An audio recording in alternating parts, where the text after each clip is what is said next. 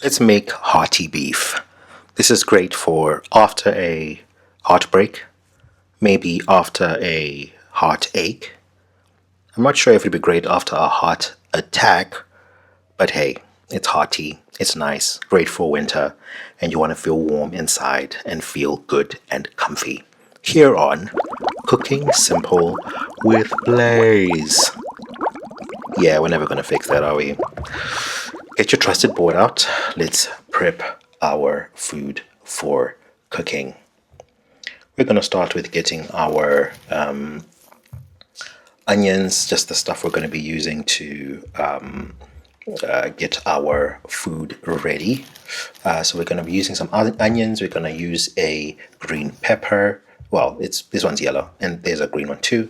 Some garlic, some more red onion. The whole idea is you want to use these things to cook your beef in. You will see from the beef we prepared before, or the picture I showed you before rather that you don't see any of these veggies in there because we have cooked them until they disappear into the beef, creating great flavor.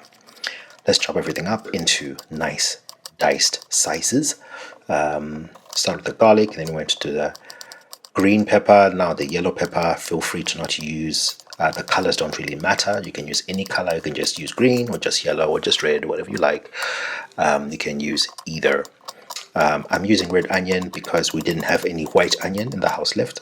But you can use some white onion. I think it's called brown onion, actually, not white onion.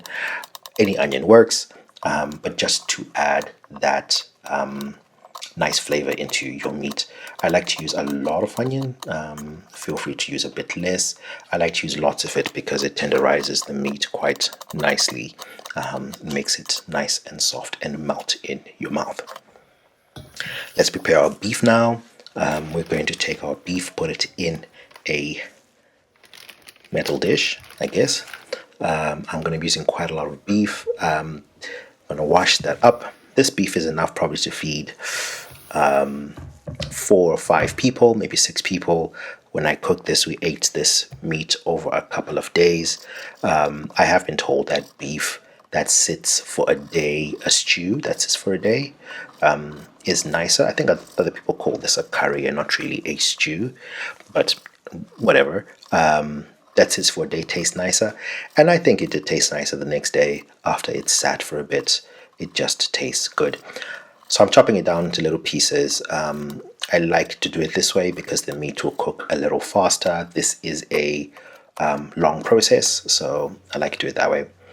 After that, let's season our meat. I put some salt in there and some pepper just for flavor, and I add a very simple and generic barbecue sauce or beef sauce of some kind. You can have fun there.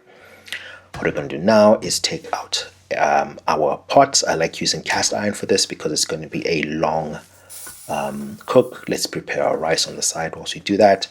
1 cup of rice, 4 cups of water. Let's stir that in together whilst we put it over heat. Let's wait for it to boil. Once it boils, we can reduce the heat until the water finishes in the pot and will be all good. Whilst that's happening, we're also heating up our pot on the side. You can see I added some salt into there. I'm also going to add a bit of oil just to make sure the rice separates nicely.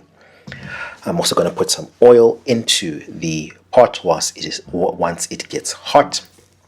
Make sure you spread that around quite nicely.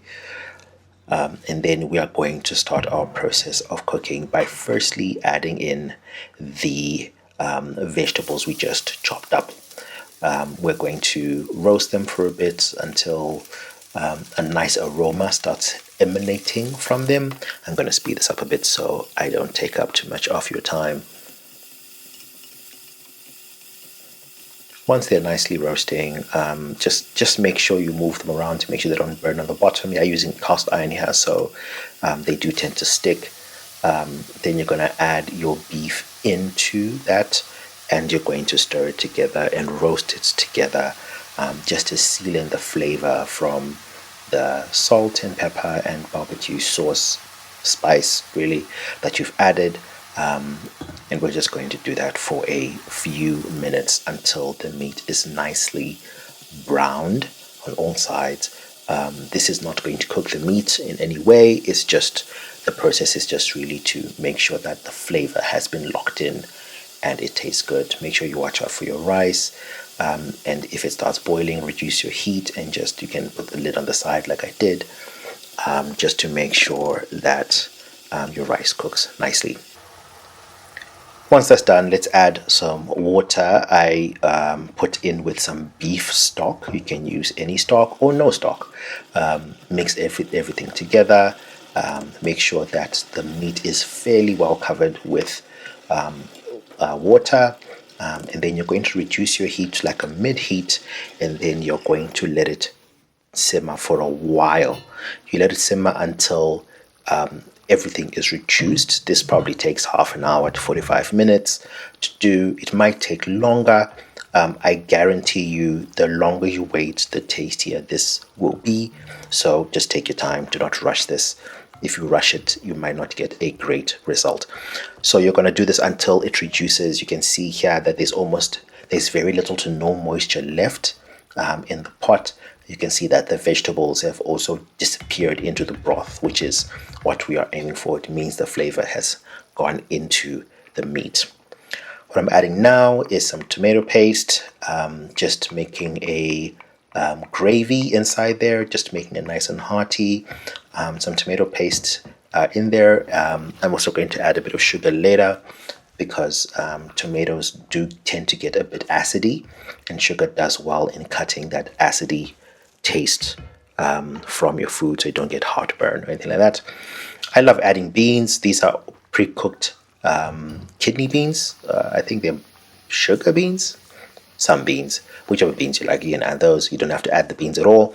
I just like beans. They make the food taste a lot more heartier, and it just adds a bit more flavor, a bit more protein. If you're doing those weightlifting whatnots might be great for that too. Stir it all together, and then you are going to probably reduce your heat a bit more because you just want it to simmer. Nothing too hectic. You can add a bit of water just so that nothing sticks to the bottom of your pot. Mix it all together to make sure that your flavors are thoroughly distributed.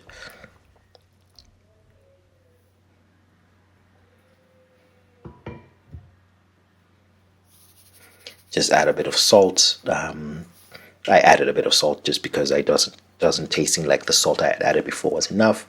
And there's the sugar that I had spoken about before. It's just to make sure that you don't get any heartburn.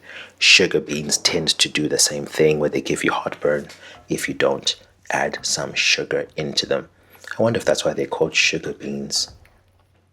Are they sweet? I don't think they are. Anyway, I digress. Mix it all in.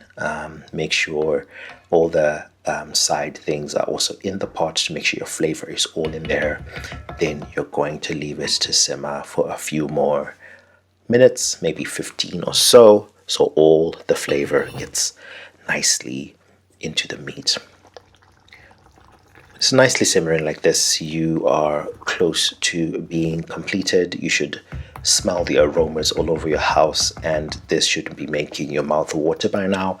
If it's not, then you probably didn't follow my instructions correctly. I always like a little bit of chutney. It adds a bit of life to a stew, but feel free to not do that if you do not like chutney. You can also use any other sauce that you may like. I'm pretty sure even tomato sauce works well here, but I just like a little chutney to add a bit of pizzazz to the food.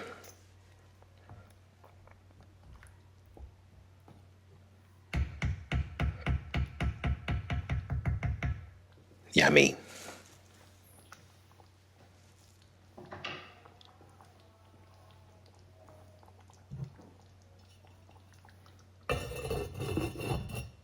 Okay, now we are going to plate. Here's a little trick I learned. If you take a bit of rice, put it into a cup thingy like this, make sure it's nicely pressed in, but also kind of separate so it's not too compact, I guess is the word I'm looking for. and then you flip that over onto your plate, which I will do in a second once it's full.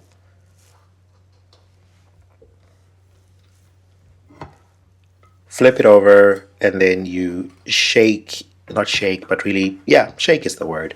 Shake it side to side. When you lift it, you'll be left with this very fancy tower. Ah, culinary school. Then you add your beef stew to the side. Feel free to add any vegetables on the side. You can see I haven't done that. Not thinking about being healthy today. But yeah, hope you enjoy. Like and subscribe. Bye.